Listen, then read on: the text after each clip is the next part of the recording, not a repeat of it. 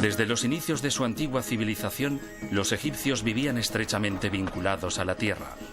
Con cada cambio de estación, con cada salida y cada puesta del sol, eran testigos del ciclo continuo de la vida, la muerte y el renacimiento que tenía lugar en el mundo que les rodeaba. Con esa prueba irrefutable de la habilidad del universo para recargarse a sí mismo, este pueblo profundamente espiritual adoptó la creencia de que ellos también renacerían después de la muerte. El culto a los muertos se convirtió en la obsesión de los vivos, definiendo todos los aspectos de la sociedad egipcia. La religión estaba muy presente en esta civilización y por ello los egipcios crearon la ciencia para servir en el más allá. Nosotros creamos ciencia para que nos ayude en nuestra vida diaria. Ahí está la diferencia.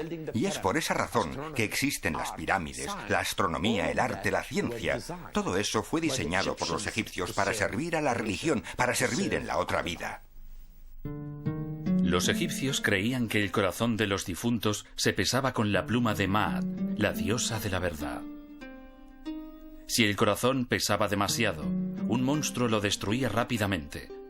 Pero si la balanza se equilibraba, el espíritu quedaba libre para vagar por la tierra.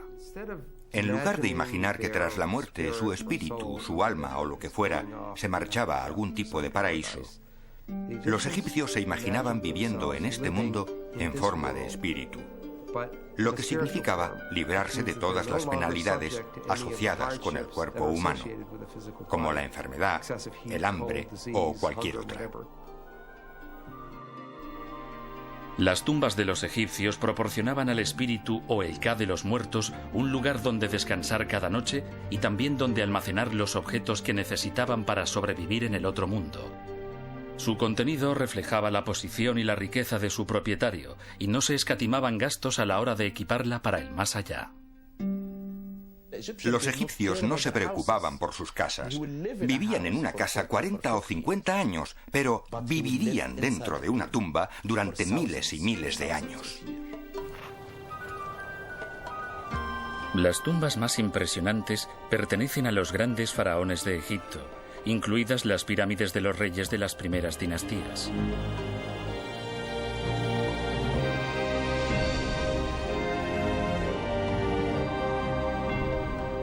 Sus arquitectos idearon pasillos falsos y puertas secretas para salvaguardar los preciados contenidos durante toda la eternidad. Sin embargo, osados ladrones de la época se las arreglaban continuamente para entrar en las tumbas a robar.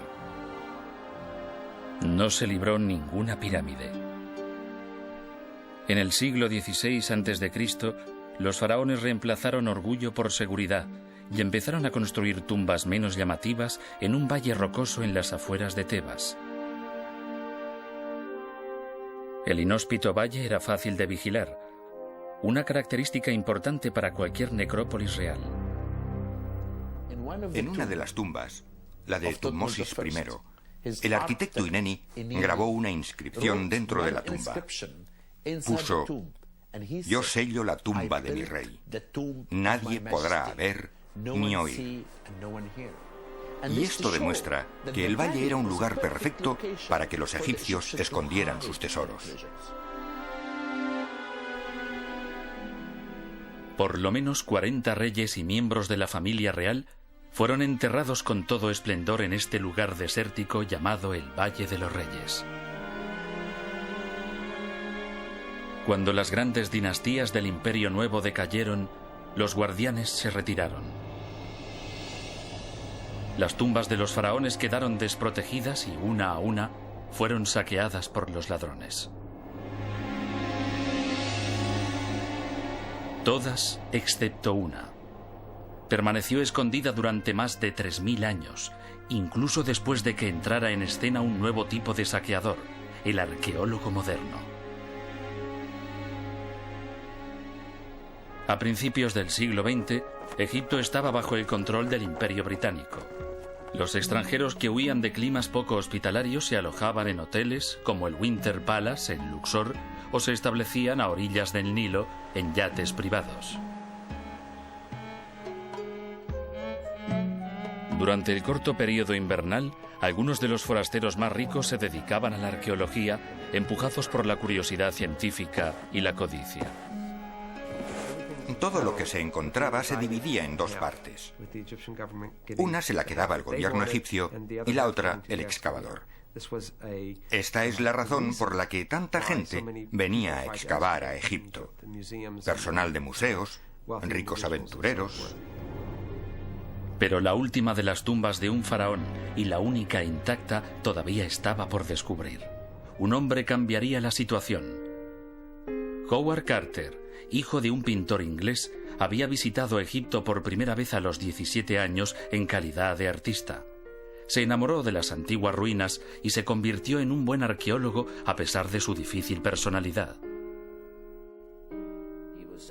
En muchos aspectos era un intruso. Tenía arranques de cólera.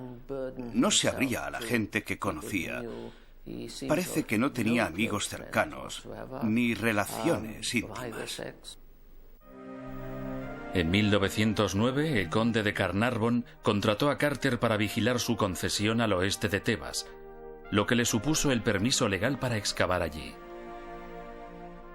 Carnarvon, un inglés amante del deporte, había ido a Egipto a recuperarse de un accidente de automóvil y decidió hacer una pequeña excavación durante su recuperación. Su temperamento abierto resultó ser un buen complemento para el carácter serio de Carter, y juntos realizaron algunos hallazgos arqueológicos notables, pero Carter parecía continuamente inquieto. Tenía siempre la vista puesta en Theodore Davis, cuando éste trabajaba en el Valle de los Reyes. En 1906, un millonario americano llamado Theodore Davis había encontrado un pequeño vaso esmaltado de color azul en la tumba del valle que llevaba una inscripción con el nombre Tutankamón. Al año siguiente se encontraron en un agujero poco profundo algunos paquetes que contenían jarras con la misma inscripción. Tutankamón no era nadie en aquellos días. Se conocía la existencia de un rey con ese nombre. Había unos pocos monumentos con su nombre inscrito en ellos. De hecho, se pensaba que había llegado muy viejo al trono, porque reinó durante muy poco tiempo. La imagen de un faraón difícil de encontrar sedujo a Carter. En 1914, a petición suya, Lord Carnarvon consiguió la concesión del Valle de los Reyes. Carter tenía ahora permiso legal para excavar allí. Los arqueólogos más reconocidos creían que la mina se había agotado, que no quedaba nada por descubrir. Pero Carter estaba decidido. Sentía que algo le estaba esperando tras las rocas y la suciedad de ese valle histórico. A principios del siglo XX, la Primera Guerra Mundial acabó con el sueño de muchos hombres. El arqueólogo británico Howard Carter tuvo que esperar hasta 1917 antes de poder empezar la búsqueda de una tumba faraónica en el Valle de los Reyes en Egipto. Carter se propuso explorar metódicamente cada rincón de la necrópolis asolada por el tiempo. Cientos de trabajadores empezaron a sacar piedras y suciedad.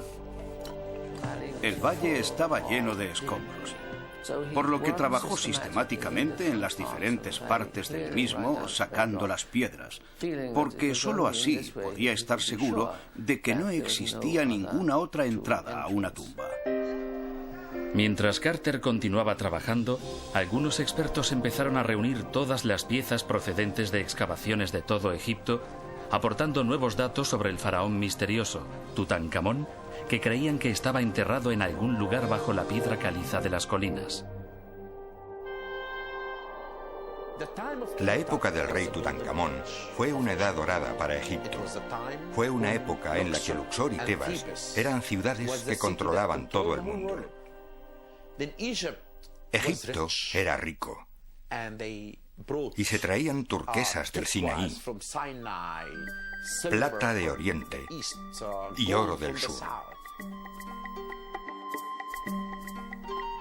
Tutankamón nació en esta próspera civilización a mediados del siglo XIV a.C., mientras que un tumulto se formaba en las aguas del Nilo.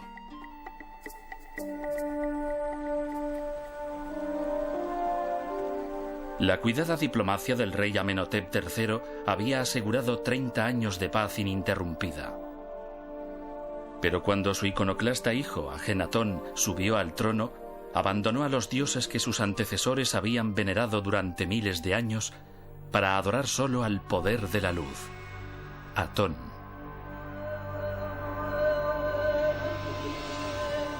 Clausuró los antiguos templos de Tebas, provocando el enfurecimiento del poderoso clero de Amón, y se trasladó a una nueva capital dedicada a su dios Atón.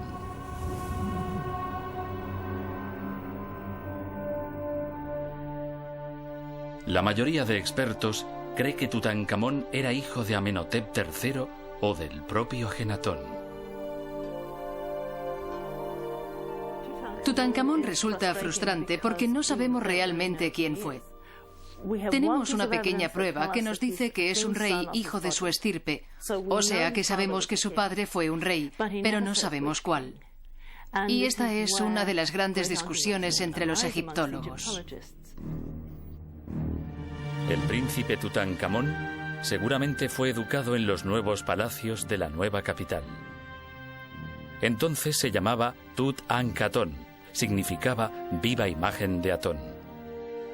Sin duda, el joven príncipe creció creyendo en la bondad de sus rayos.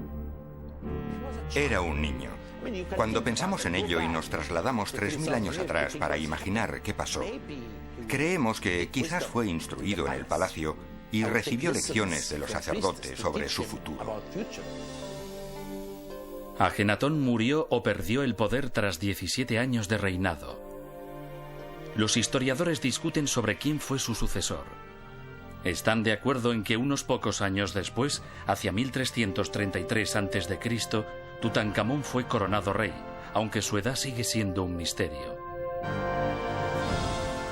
La nación se encontraba dividida entre los seguidores de los sacerdotes de la vieja religión y los seguidores de las ideas radicales de su padre. El nuevo faraón debió elevar la mirada hacia Atón y preguntarse por su incierto futuro.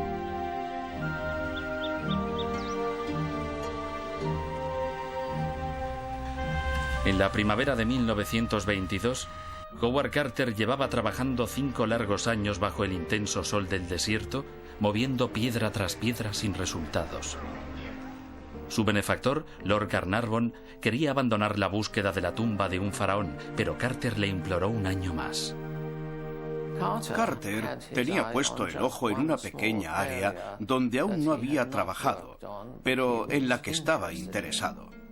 Era una zona que se encontraba delante de la tumba del rey Rameses VI. Se situaba en medio de la ruta que los visitantes tomaban para entrar en el valle, y por lo tanto era un lugar difícil para excavar. El 1 de noviembre de 1922, el arqueólogo comenzó su última temporada en el Valle de los Reyes. Sus trabajadores estaban de buen humor. Carter había traído un canario para alegrar la casa que se había construido fuera del valle. Sus trabajadores lo llamaban el pájaro de oro, y realmente era un signo de buena fortuna. 3 días después, Carter se dirigió hacia las excavaciones después del desayuno. Las excavaciones ya habían comenzado a primera hora, y cuando él llegó, un murmullo de excitación inundaba el lugar, porque habían desenterrado un escalón. El trabajo prosiguió para desenterrar más escalones que llevaban a una puerta marcada por los jeroglíficos que identificaban el sello real de la necrópolis. La extraordinaria diligencia de Howard Carter prevaleció y descubrió una tumba real. Pero Lord Carnarvon estaba en Inglaterra y Carter tuvo que esperar 2 largas semanas para que volviera su mecenas. Finalmente, el 26 de noviembre de 1922, un pequeño grupo se reunió delante de la tumba. Carter limpió los escombros que aún quedaban ante la puerta y descubrió el sello de Tutankamón. También encontraron pruebas inquietantes de que alguien había entrado antes allí. ¿Estaría la tumba intacta? ¿O los ladrones la habrían saqueado tiempo atrás? Carter sacó algunas de las piedras que bloqueaban la parte superior y con una vela miró al interior. No dijo nada. Y para la gente que estaba con él, fue un momento interminable, probablemente unos 30 segundos. Impaciente, Lord Carnarvon finalmente preguntó: ¿qué es lo que ves? Y Carter pronunció su famosa frase: cosas maravillosas. Su vela iluminó el tesoro de oro del más valioso hallazgo arqueológico de la historia. En ese decisivo día de noviembre de 1922, el arqueólogo Howard Carter realizó su sueño: descubrir una tumba en el Valle de los Reyes que pertenecía a un faraón poco conocido, Tutankamón. A medida que mis ojos se acostumbraban a la luz, detalles de la habitación emergían lentamente de entre las tinieblas. Animales extraños, estatuas y oro, por todos lados el brillo del oro. Me quedé mudo de asombro. El pequeño grupo se las arregló para entrar por la abertura y recorrer la antecámara de la tumba. Para Carter, fue el momento que había esperado toda la vida. Los objetos religiosos y los tesoros de un antiguo rey yacían a sus pies. Para decirlo de una forma coloquial, Carter debió sentirse inmerso en oro. Creo que estaba maravillado. Ningún arqueólogo en Egipto se había encontrado jamás con una colección tan notable de objetos. Y por supuesto, eso solo era el principio, el preludio de lo que quedaba por ver. El tiempo parecía haberse detenido en esa pequeña sala. Había un gran desorden. En una esquina, un carro desmontado. En otra pared se apilaban grandes objetos rituales. Dos estatuas a tamaño real, seguramente del rey, se miraban una a la otra como centinelas de otra época. Quedaba bastante claro que los ladrones habían entrado en la tumba y habían llevado a cabo un pequeño saqueo. Habían abierto las cajas y luego las habían vuelto a cerrar, después de sacar algunas cosas. Y luego, cuando sellaron de nuevo la tumba, quedó cerrada durante 3000 años. Al día siguiente, Carter notificó el hallazgo al inspector local de antigüedades.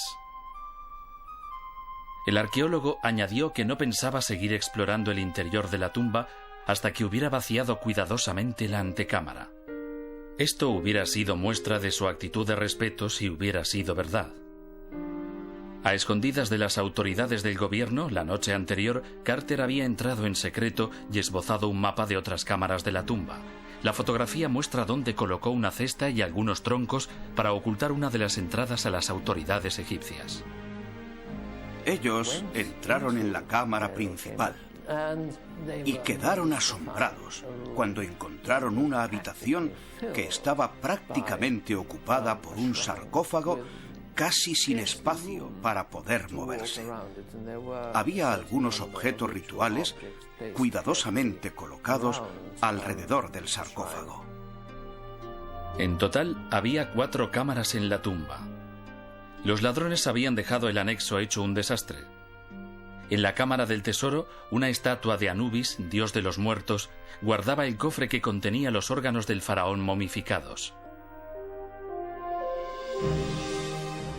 En la cámara funeraria, Carter abrió cuidadosamente los paneles que formaban el sarcófago y encontró otro sarcófago en el interior.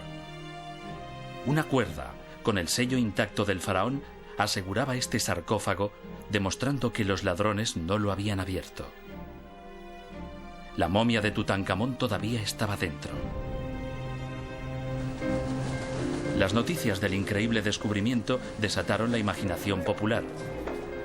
El mundo estaba sediento de noticias sobre el rey Tutankamón. De repente, muchos turistas decidieron pasar por Egipto. Entre ellos, por supuesto, mucha gente